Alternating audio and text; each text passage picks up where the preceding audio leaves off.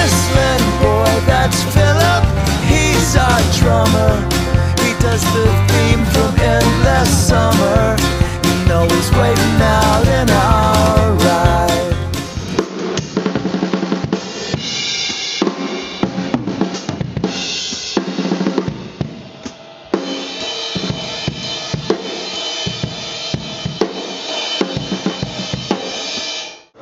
A lot of people talk about or ask me what is the signature drum style or sound. What is it makes the old 97s sound like the old 97s?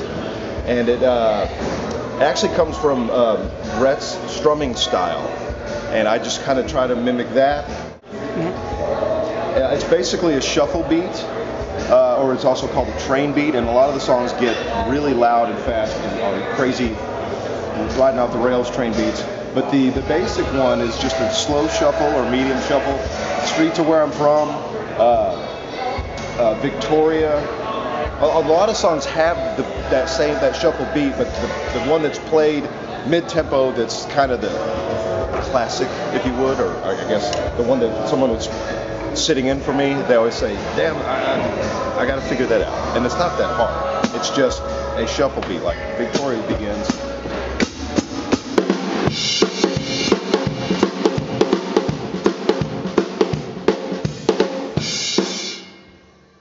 Which is just a swing beat. And you can modify that into a rock format, which is, let's see, Jagged has done that way, No Simple Machine, more just straightforward swing in a rock style.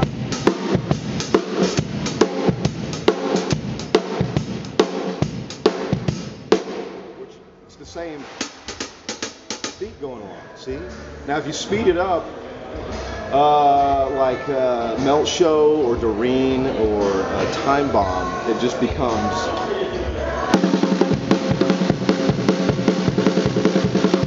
doesn't really swing, it's more like Machine Gun.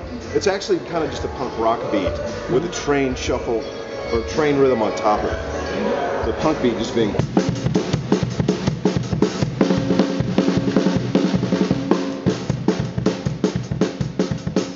the Latin-inspired rhythms, they're all basically the same. They're built around a samba beat, but it's kind of more bossa nova-esque, where the beat would be like a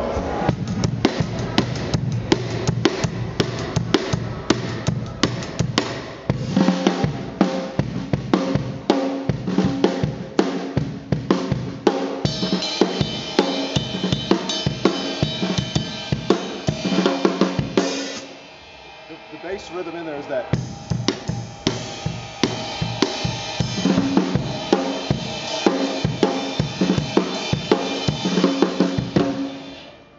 And then it's virtually the same style. It's the same Latin feel on Dance With Me.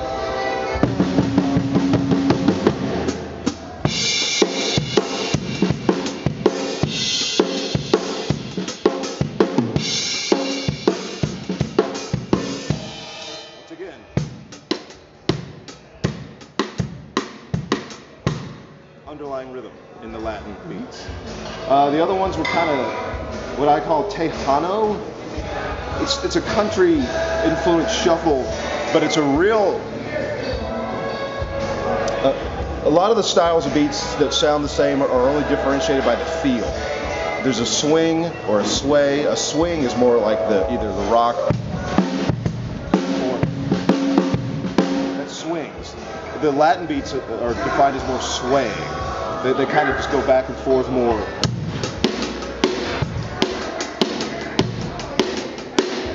But a swing beat is much more kind of happier and bouncing along. And when you modify it into a rock form or something else, it's still the same beat underneath it. But the Tejano one is, what's Murray's song there? What I said, West Texas, and then Ken's crazy Coahuila. Turn my microwave on.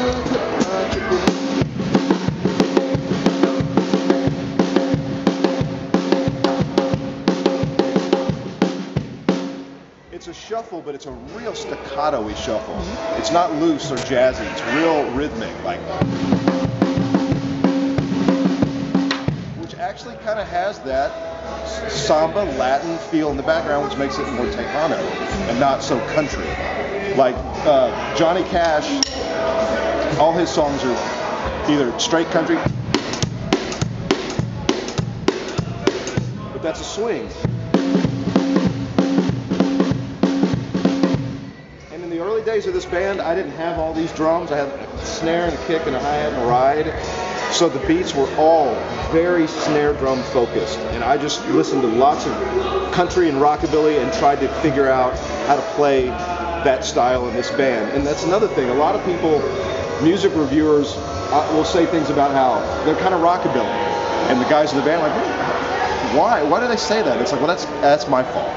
Because my drumming style was heavily influenced by old country and rockabilly music. I used to listen to it and think, try to figure out where in that lineage did country split one direction and rock and roll went the other way. Because they all started kind of as country music. And all the musicians back then pretty much learned jazz first, or blues. And those are rooted in kind of the same thing. Our pop songs like Murder or Heart Attack, the straightforward, more rock style, are rooted kind of in 60s pop, which has a swing element to it. Once again, that's our whole shtick, basically. Yeah. No, I mean, we could get more complex rhythmically, but, you know, I think we tackle enough things that challenge us and do it successfully. We play around with stuff in rehearsal, but it's more the gist of most of the songs and most of the rhythm ideas and rhythmic ideas come from the source of the song. I mean, I just try to listen to what's going on in the song. Rhett kind of indicates how he thinks the rhythm should go, and that usually dictates how I approach it and start. But a lot of times it gets modified along the way. I'll just have an idea that works. Or funny story, Every Night's Friday Night actually started out more kind of jungle beat, like four leaf, like every night is Friday. That's how Rhett was strumming it, just da-da-da, just banging it out. So that's how we started playing it. And while we were working at Sons of Herman with Salim and our engineer Rip Rowan, who's a drummer, he was like, strip down more of the thumping, and we would just kind of start it out. Turned it because that's still, once again, that swings, even though so once again, same kind of pattern, rhythmic feel, swing style, just played in different rhythm, drum beats. Try that again. A lot of the songs swing. They all have kind of the same feel, which emanates from Rhett's strumming style, but we disguise them in different beats. Yeah, when Rhett brings a song to us, I always hear a rhythm in mind immediately. Like everyone has their assigned roles that they play in the band, and comfort zone and operating cushion. And you know, the songs just, we sound a certain way as a band. There's a certain sound we kind of want to project as a band based on the music we like. And we like Rhett's songwriting. So we really are lucky to have a guy like that in the band that writes songs that you like.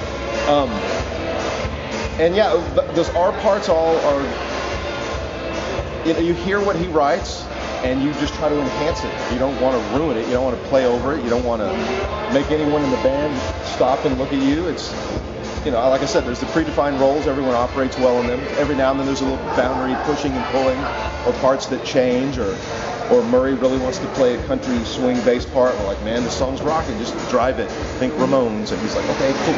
You know, put on your different hat. He's a frustrated drummer, actually. I told him, buy a drum set and just become a drummer at home. That's all you got to do. So he's got a little kit at home for his son, Max. I said, spend time playing on it and just don't be inhibited. Go in there and play. So when he does have drum parts in mind, they're usually just like, you know, or he'll demonstrate the rhythm. But they're not very precise or specific, because he kind of knows, you know, how to get me to play what he wants. Every now and then the idea for a drum feel comes from my right-hand man, Murray, you know, being the rhythm section duo that we are. I trust him and he trusts me, so a lot of inspiration mainly from those two. And Ken, of course, I try to keep him as out of my mix as possible. It's so loud. a song I look forward to every night on the set. The last one. No. It depends. Certain nights it's different. In general, I like the ones that don't kill me and cause my hands to fall apart. But those are really exciting for the fans. So it's kind of a weighty. You got to figure out what's working for you. So somewhere in the middle, usually. If we're playing Easy Way or something that's kind of the more garage rock, kind of straight up. When we don't have a lot of songs with the hands on the hi-hat. So those have been kind of more fun for me lately, just because it's a break from the pattern we've established for over a decade. People probably would like to know about embarrassing moments behind the drum set. You hit yourself a lot with the sticks. And I don't mean just like in the knuckle, I mean in the face or the ear. I can't wear my glasses when I play because every time I do, I hit them and they go flying across the room and I have to buy new ones and they're not cheap. The only other one is every now and then I work up a mean sweat and just everything starts pouring out of my head, including sometimes my nose. So I need like tissue or a towel to wipe my face. I could go on about Rhett's spitting habit, but I think everyone's very familiar with that. It's front and center every night. Have you ever gotten hit? Yeah, I had to tell him a couple times, aim it away. You turn around and indiscriminately spit, but I happen to be behind you every night. So lately he's been taking advantage of the spotlight and aiming it kind of upward. You don't even want to know where that stuff comes from. You can ask him that. I have so many influences on my drumming. I listen to everything. Rock, alternative, rap, country, industrial, you name it. I'm just like absorb it all. I sought out musical styles like what I was hearing in Rhett's early songwriting in the past to try to come up with a drumming technique. And I really base my technique on, I don't want to play like anyone else plays. I don't want to play like this or do whatever. I want to be the only guy that's kind of doing that. And it's not true. I mean, in Nashville, a lot of guys do that. But we're a little bit more, pants on fire, urgent kind of version of the country standard. The other bands that have asked me to play with them lately want me to for my old 97 style. Okay. Which is cool. I dig that. And somebody sent me a listing for a musician looking for a drummer in my style, which is extremely flattering. It blows my mind. But I actually, I like to play other styles of music. Jason, tech, who's a drummer, is not really a tech, he's a drummer, and I joke all the time that the next band that offers us a gig, we want to play guitar. We're done with, all the bands ask us to play drums all the time. I want to play rhythm guitar. Drumming, I do that already in another band.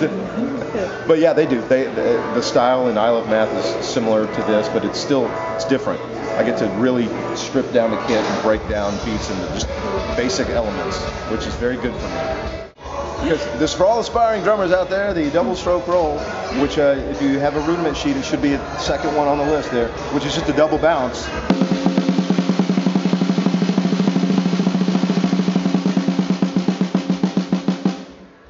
But in extreme cases, you turn it into a buzz. You just crush it, which is more of a...